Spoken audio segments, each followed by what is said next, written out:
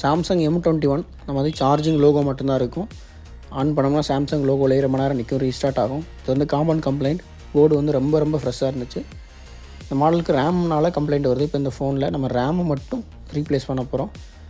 CPU வந்து போர்ட்லேருந்து எடுக்காமல் ரேமை மட்டும் ப்ராப்பர் ஹீட்டில் லோ ஏரில் வச்சு ரொம்ப நேரம் ஹீட் பண்ணி அந்த ரேமை மட்டும் வெட்டி எடுக்கணும். வெட்டி எடுக்கிறப்ப கீழே இருக்கக்கூடிய அந்த பால் எல்லாமே பிடிங்கிட்டு வராமல் ப்ராப்பராக வந்துடும். அதுக்கப்புறம் அந்த பால் எல்லாமே பிளேடை வச்சு க்ளீன் பண்ணிவிட்டு கட் பண்ணிவிட்டு திரும்ப ரேமை வந்து நம்ம ரீஃபிக்ஸ் பண்ணாலே ரெடி ஆயிரும். ஸோ இதை எடுக்கிறப்ப ரேம் வந்து கார்னரில் டேமேஜ் ஆகிருச்சு. அதனால் வேறு ஒரு ரேம் நம்ம வந்து ப்ளேஸ் பண்ணி இப்போ செட்டை வந்து ரெடி பண்ணியாச்சு. ஸோ வித்தவுட் டேட்டா லாஸ் இந்த ஃபோனை ரெடி பண்ணியாச்சு. வித் ஒன்லி ரேமை மட்டும் ப்ராப்பரான டெம்பரேச்சரில் ப்ராப்பரான ஹேண்ட்ஸ்கில் நம்ம ரெடி பண்ணியாச்சு. இந்த மாதிரி உங்கள் ஃபோனில் எந்த ப்ராப்ளமாக இருந்தாலும் சரி பண்ணிக்கலாம். நீங்கள் நேரடியாக நம்மளை காண்டாக்ட் பண்ணலாம், அல்லது கொரியர் மூலியமாக நீங்கள் உங்களோட ஃபோனை சென்ட் பண்ணி விடலாம். ஸோ குயிக் அண்ட் பெஸ்ட்டாக நம்ம பண்ணி கொடுத்துட்ருக்கோம்.